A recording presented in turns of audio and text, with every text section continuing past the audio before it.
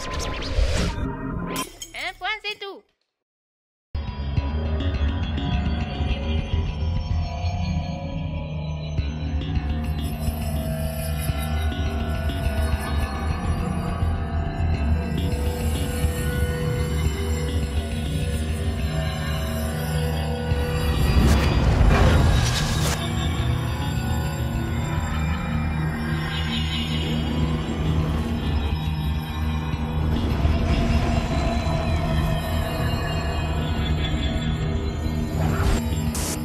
Bienvenue dans Miganart, objet télévisuel non identifié. Aujourd'hui, c'est D.I., alias Rio, le château qui habille le poste. Un photographe atypique qui monte. Artiste recherche atelier désespérément. La Martinique a-t-elle suffisamment d'espace de création ? À quelques jours du festival Martisique, Miganart s'intéresse aux musiques électro. Effet de mode ou pas ? Dictionnaire des gens de couleur dans la France moderne. Premier tome, présenté par Éric Noël aux archives départementales. Tout de suite, carte blanche à Joël Jacoulet. Le B-Caribbean a filmé sa semaine culturelle caméra au point. C'est son coup de gilet.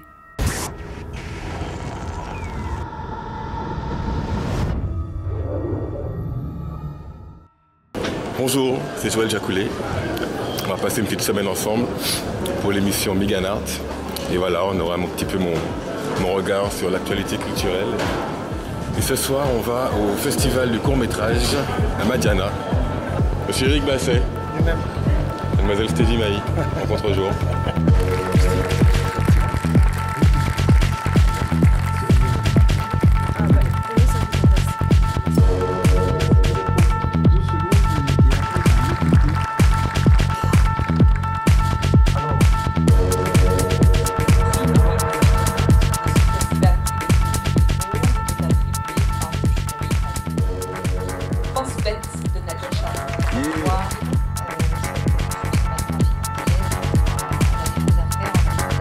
Alors, deuxième jour, on est devant l'endroit où je travaille, ici, B-Caribbean.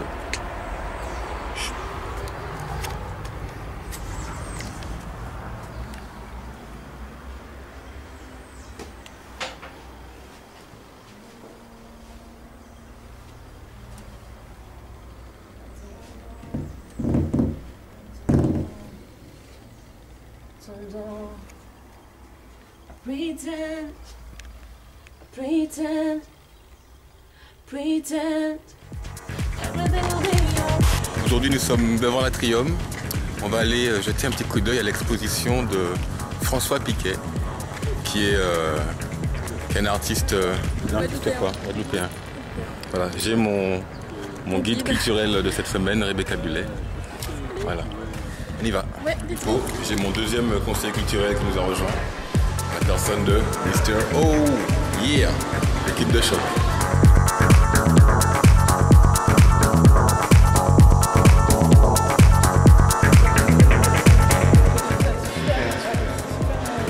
De la cour en fait.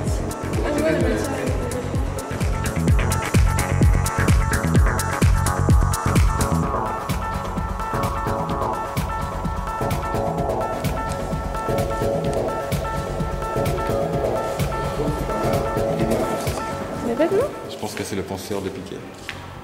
Peut-être le penseur de Piquet.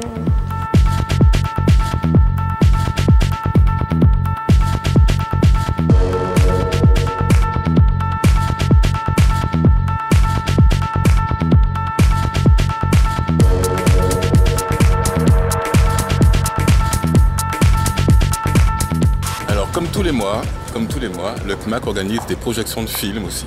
Il n'y a pas qu'à Madiana qu'on peut voir des films. Et ce mois-ci, il y a un film qui a fait l'objet d'une chronique qui a attiré mon attention, puisqu'elle a été postée sur mon mur. Et donc, ce film qui s'appelle Women Are Heroes, déjà le titre est sympa. Donc voilà, qui a fait l'objet d'une chronique. Et je voulais interviewer la personne qui anime cette chronique, qui s'appelle Rebecca, et qui tient un petit blog qui s'appelle Les Blablas de Rebecca, qui est très sympa, que je vous conseille d'aller voir, et qui parle de l'actualité culturelle de la Martinique, ça tombe bien. Et donc Rebecca, tu conseilles aux gens d'aller voir ce film, mais pourquoi? En fait, c'est un film que je trouve super bien. C'est un film qui parle de femmes. C'est un documentaire? C'est un documentaire. Okay. Et ces femmes ont des vies pas forcément faciles, mais elles nous le racontent avec beaucoup d'humour et de détachement. Et c'est vraiment super. Il y a de super belles images et on passe un très très bon moment. Ça dure qu'1h25, donc c'est assez rapide. Et à la fin, on en sort et on est juste heureux d'avoir vu ça. Ah bah c'est parti, on va aller voir ce chef-d'œuvre, Women Are Heroes. I believe I can do anything that a human being can do. I don't lose health in life. I have fun.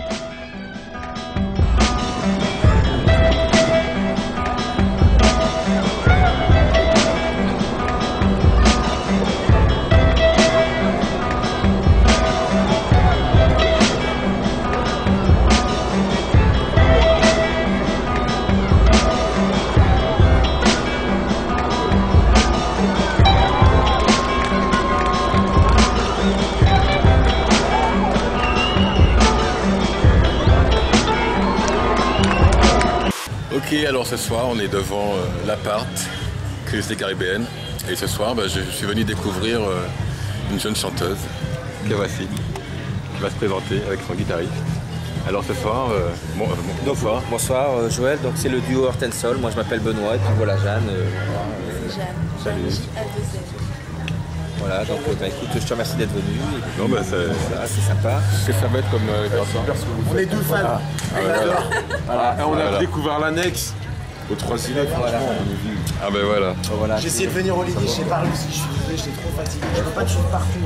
Bon alors je présente les fans que je loue. Voilà, exactement. Je les loue pas, et ceux-là c'est authentiques. On est presque en retard les gars, mais c'est bon, je suis à l'heure. C'est fini, mais c'est pas grave, à un moment le but c'était de les On n'a pas commencé, on attendait que vous arriviez quoi. Ah bah c'est ça. On attendait les fans. À quel moment quoi? Voilà, super. Tell me now, fame is gone. Lights are off. What are you gonna do? Tell me now, fame is gone. Lights are off. What are you gonna be?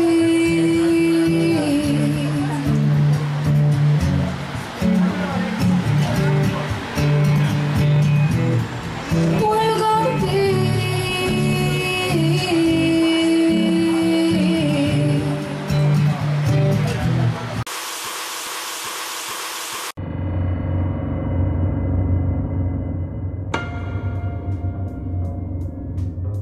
Il aime les femmes, la mode et les déguisements de lapin. Riol Château revisite l'imagerie antillaise au risque de choquer quelques âmes sensibles. À découvrir sur di-ai.fr. Attention, talent.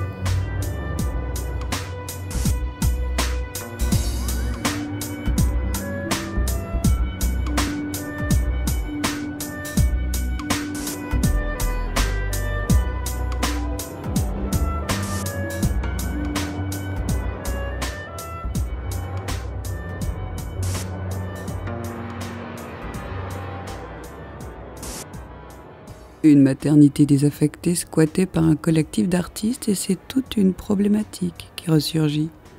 Où sont les lieux de création? Plasticiens, musiciens, danseurs ou comédiens ont-ils des espaces suffisants pour travailler? Élément de réponse avec Elisa Albert et Alfred Varas. Bon, on est là dans un lieu quand même bien intéressant. Hein. Il y a de l'art comme ça, gratuit, sauvage sur les murs. À croire que c'est déjà un lieu en fait. Hein. Si on devait chercher des lieux pour en faire, pour s'installer, créer, produire, montrer, distribuer, ce serait pas mal ici. Mais c'est parce que vous avez envie. Oui, surtout qu'ici, il y a une histoire. Ouais. Là, on est encore à l'hôpital civil. Là, c'était des logements de fonction de médecins. Et l'hôpital civil, juste là, juste derrière nous, là, c'est le premier bâtiment qui a été occupé par des artistes en 84-85. Et c'est de là qu'est partie l'association Corps Musical et ce qui est devenu le Morne, qui a été construit donc, juste en face. Là. Il y a de ça déjà presque une trentaine d'années, quoi. Et à cette même époque, je me souviens, c'était un peu après la mort de Marius Cultier, qui lui aussi avait poussé son cri en Martinique. Et aujourd'hui, on va dire, 25 ans plus tard, qu'en est-il justement de ces lieux on voit que c'est encore en friche aujourd'hui et que c'est toujours pas un lieu, c'est pas des locaux réservés aux artistes ici. Vous travaillez où? Tu travailles chez toi? Très clairement, bon, pour moi, c'est chez moi. Bon, après, l'espace, il n'est pas très grand, c'est sûr. Tu vois, on fait avec les contraintes, soit le bureau, il y a la maison. Donc, ce n'est pas des conditions idéales pour que l'art puisse, comme mon art, puisse émerger. Et puis, la deuxième chose, c'est que, bon, l'atelier d'artistes aussi, c'est le lieu de rencontre. Ouais. Tu montes ton travail, mais il y a d'autres artistes qui viennent aussi. C'est comme ça qu'on échange, qu'on avance, et tout ça. Mais ça, c'est pas possible. C'est pas possible. Voilà, c'est ça. Et en fait, c'est sûr, on se dit qu'il n'y a pas de lieu, mais il y en a quand même quelques-uns. Ce qu'on peut dire, bon, déjà, en tant que musicien, il y a un superbe espace qui a été construit en Martinique, qui s'appelle l'Atrium. Ouais. Mais l'Atrium, c'est un espace qui comprend de diffusion, je veux dire, en termes de travail, qui comprend 3 salles de répétition. Ouais. C'est-à-dire qu'il y a 3 salles, comme 3 doigts, comme on dirait, d'accord? Et c'est prévu pour la danse, pour la musique et pour le théâtre. Il y a des lieux de répétition, mais ce sont des lieux de répétition spécifiques pour les spectacles et autres qui seront présentés à l'Atrium même. Ouais, tu comprends? Ouais, donc tous ceux qui ne passent pas à l'Atrium ou qui n'ont pas de contrat ou qui ne seront pas diffusés à l'Atrium, ben, on leur fait une faveur de temps en temps, mais je veux dire, ce n'est pas systématique. Voilà. Pas vraiment d'espace. Et ce n'est pas la priorité non plus. Et puis, donc c'est ça le problème. C'est que nous n'avons pas non plus de lieu, comme disait Elisa. Nous n'avons pas non plus de lieu où nous pourrions nous rencontrer pour échanger nos expériences artistiques, pour même se compléter. Donc la partie création, c'est celle qui souffre le plus, quoi. Il y a peut-être les lieux de diffusion, on va dire, que ce soit pour l'art plastique ou musique, mais pour la création, c'est concevoir et créer, c'est chez... Ouais. Parce que, bon, normalement, on devrait pouvoir mettre en place plusieurs projets pluridisciplinaires où vraiment tous les arts se rencontrent. Donc déjà, à cause de ça, ben, voilà, ça donne les artistes, les plasticiens dans leur coin, les musiciens dans leur coin, ceux qui font de la danse dans leur coin. Et justement, mais ça ne permet pas des créations encore plus originales. Tout à fait. De Kanye West à Shaggy en passant par Rihanna, ils sont tous passés à l'électro. Et nous, dans tout ça, si on s'y mettait.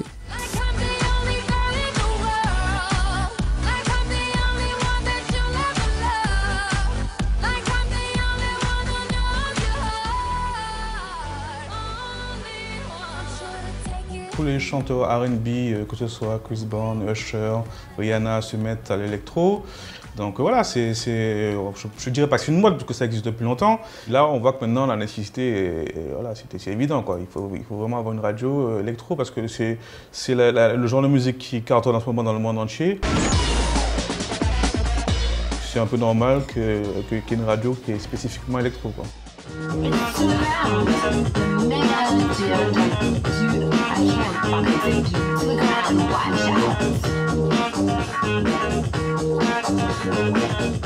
La musique électronique a assez bien évolué en Martinique depuis les années 2000 où, avec les influences un petit peu afro-tribales, les Martiniquais ont vraiment adhéré à ce courant musical, en fait.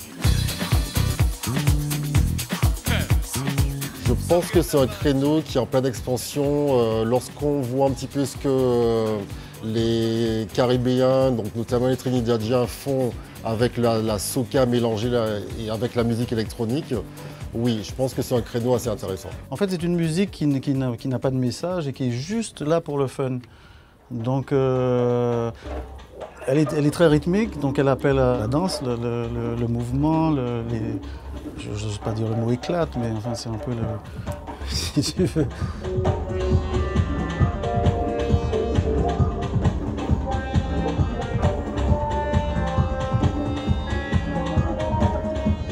Dans le dancehall, j'ai remarqué qu'il commence à vraiment mettre des sons qu'on entend dans la trance ou dans la drum and bass. Ça, le hip-hop, c'est un peu particulier, encore qu'il y a des transversales quand même.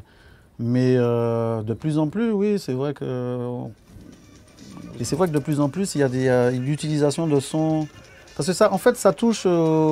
ça atteint certaines parties du corps. Il y a deux aspects. Il y a les compositeurs et les DJ. Les DJ utilisent des morceaux déjà tout faits. Compositeur, ça demande déjà Enfin, c'est deux métiers différents. Mixer et faire monter une soirée, c'est un métier à part entière et c'est pas donné à tout le monde.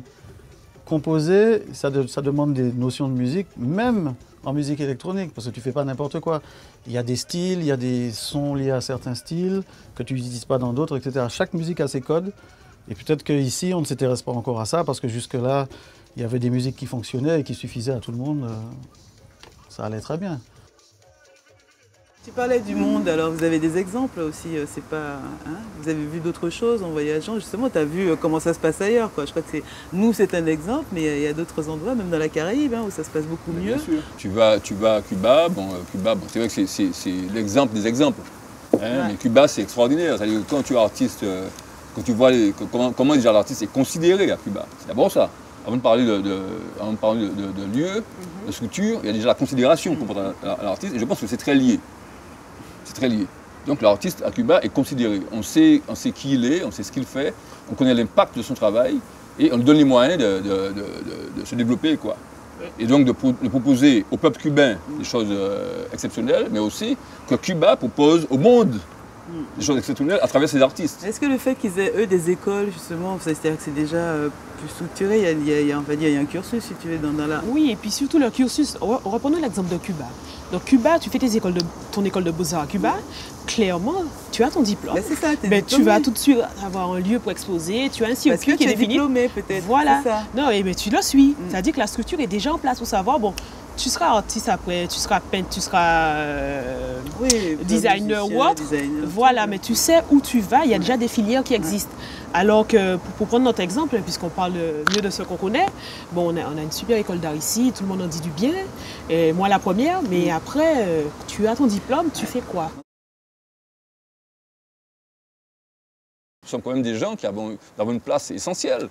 Et la recherche a une place essentielle, mais aussi l'artiste a une place essentielle. Et quand tu dis eux, c'est gens qui, quoi? Parce que justement, on parlait des lieux, pareil, on dit elle travaille chez elle, tu as commencé dans le garage, on va dire, de ton père. Quand on dit eux, qui pourrait vous offrir, qui pourrait vous donner ces lieux-là? Bon, déjà, qui pourrait nous comprendre, c'est pas le peuple martiniquais, c'est les élus du peuple martiniquais. C'est eux qui ont les moyens de le faire, mais c'est eux aussi qui ont la mission de le faire.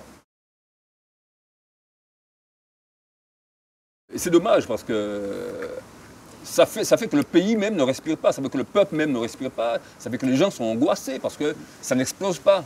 Un jour, on m'a dit pour le transport ici, le transport collectif ou le transport tout court, que le transport, ça n'a jamais rien rapporté, ça n'a jamais été lucratif. Donc c'est pour ça qu'on ne développe pas plus le transport. Est-ce que ce ne serait pas aussi finalement la même chose, quoi, vu que bon, c'est une mission, c'est pas le transport, mais est-ce que c'est parce qu'ils n'ont peut-être pas la vision, ils ne voient pas comment générer un revenu, comment générer un produit avec l'art qu'ils n'investissent pas? Je me souviens, quand nous avions pris donc, le bâtiment qui est juste en bas, à l'époque, c'était M. Darcière qui était président du conseil régional. Et je m'entends encore lui dire, l'Amérique a été connue dans le monde entier, d'abord grâce aux artistes, grâce au cinéma américain, grâce à la musique américaine. C'est les artistes qui ont porté l'Amérique au monde. D'accord ? La Jamaïque, les devises qui rentrent aujourd'hui en Jamaïque, entrent aussi beaucoup par le biais de la musique, du reggae. D'accord ? Et c'est valable pour plein de pays. Attends. Donc si les politiques martiniquais ont quand même l'exemple de d'autres pays, ce qui se fait ailleurs. On pourrait appliquer ça ici. Tu vas à Paris, tu vas à Cuba, mais tu as des lieux qui existent.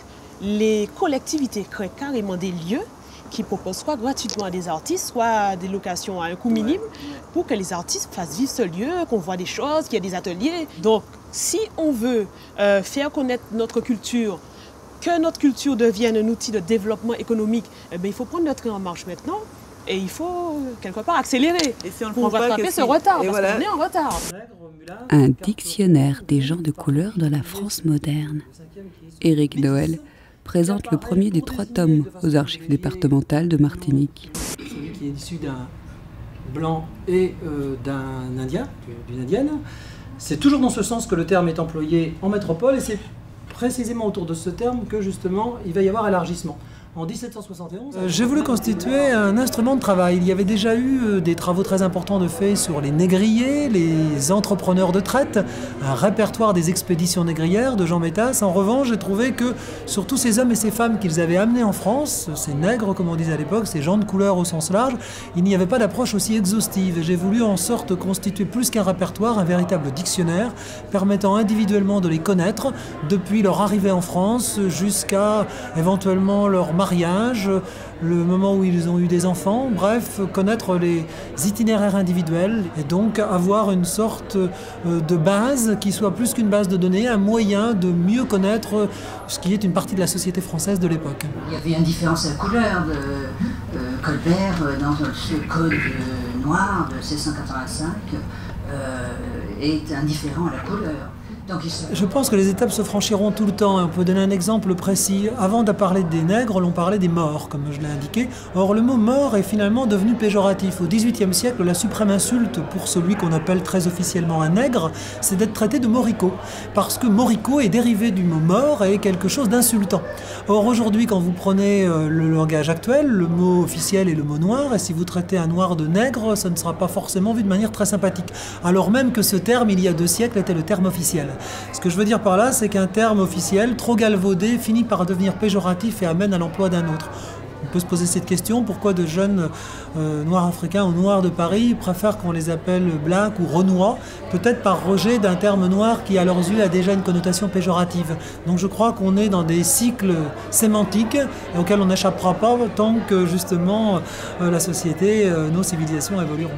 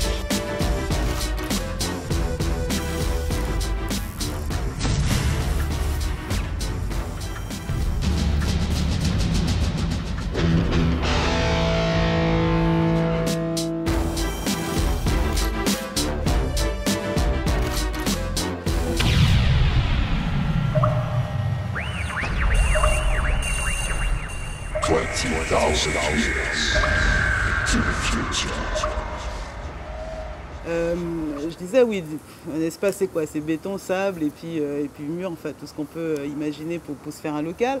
Est-ce qu'il faudrait en créer? Est-ce qu'il faudrait faire ce que vous avez déjà fait? Par exemple, au Floralie, on y va, on squatte le lieu, on le prend, on s'installe, et puis bon, après ils ont suivi. Est-ce qu'il faudrait, d'après vous? Alors par rapport à cette question de lieu, tout d'abord, on pense à un lieu pluridisciplinaire, c'est-à-dire avec les différents artistes sur un même équipement structurant. Donc le musicien qui côtoie le plasticien, qui côtoie le danseur, toujours dans cette idée de projet pluridisciplinaire. On sait que bon, dans la majorité des communes, on a quand même les maires qui ont ce pouvoir de décision par rapport au terrain ou aux lieux qui sont disponibles dans leur commune. Donc l'idée, c'est que ce premier lieu fasse un effet boule de neige dans la Martinique entière. Ouais, parce qu'un lieu commun, on sait déjà, ça va finir Fort-de-France, capitale, centre-ville, périphérie, et que tous les artistes ne sont pas là. Ça peut être ailleurs. Mais un lieu avec de l'espace où effectivement les artistes peuvent se rencontrer, c'est essentiel pour nous. Et ce sera au moins le poumon du monde artistique. Tu nous parles de lieux, mais il y a surtout des projets. Parce qu'avant d'avoir le lieu, tu as un projet. Il y a surtout des projets qui existent, qui sont dans les tiroirs, qui ont été proposés aux collectivités, aux communautés, communes, etc. Et qu'est-ce que ça a donné? Quelle réponse on a donné aux artistes et à tous ces porteurs de projets? Est-ce qu'il y a d'autres formes de soutien, justement, peut-être que vous avez besoin de... Là, on parle beaucoup des collectivités politiques du public, qui peut-être nous diront qu'ils n'ont pas assez de leur budget pour soutenir tout seul les projets. Est-ce qu'il y a d'autres types de soutien? Il y a le mécénat, par exemple, il y a les entreprises, il y a des gens qui le font sur leur compte privé. Est-ce qu'ici, vous allez les chercher aussi, vous allez les rencontrer? Alors, tu sais, pour moi, clairement, ça, c'est un faux débat. Parce qu'on va toujours vouloir parler du moyen économique, on n'a pas d'argent, tout ça là. Il y a l'Europe. On ne va pas se voiler la face. On sait que la majorité des subventions maintenant, ça vient de l'Europe. Donc, à la limite, l'Europe te dit, bon, moi, je te finance, mais il faut que le conseil général, le conseil régional, que les collectivités locales mettent une part minime. Et c'est ce qu'on attend. On ne demande pas aux collectivités de donner 100 000 euros, 2 millions, 3 millions, non. Mais on leur demande tout simplement de faire un geste aussi pour que ça puisse débloquer d'autres aides de l'Europe, des mécènes dont tu parles. Ça, c'est la première chose. Alors, la deuxième chose, c'est qu'on s'imagine qu'il faut des millions et des millions d'euros pour développer un lieu. Eh bien, la réponse, elle est toute simple. Il y a des lieux déjà qui existent, des lieux qui sont en friche, des bâtiments qu'on a commencés et autres. Et clairement, on ne fait rien avec. Derrière nous, on a un bâtiment qui a été squatté, voilà, qui est vide maintenant. Et toute l'idée, et tout ce que les artistes de Tam Tam notamment, tout ce qu'on défend nous aujourd'hui, c'est que n'importe quelle commune, n'importe quelle collectivité, n'importe quel maire nous propose un lieu et nous, on s'en occupe, on le met en place et les projets, on les a déjà. Elisa est diplômée, elle est artiste et elle est ingénieure culturelle. Tâche de dossier. Voilà. Subventions européennes et autres. Tu parles seul dans le cas, il y en a plusieurs. Vous êtes plusieurs ici. Nous sommes plusieurs. D'accord. Mais est-ce que vous fonctionnez, c'est-à-dire est-ce que vous êtes utilisé dans le cadre justement de ce progrès de l'art en Martinique? C'est pas, ça me laisse sans voir. Bref, on arrive, on présente nos projets, nos diplômes et on nous dit qu'on est trop jeune, par exemple. Tu vois, trop jeune. On nous dit qu'on est trop jeune. Et c'est ce qui nous empêche d'avancer. Vous venez d'apercevoir un objet télévisuel non identifié. Cette semaine, c'est Rio le Château qui habillait le poste. À la semaine prochaine.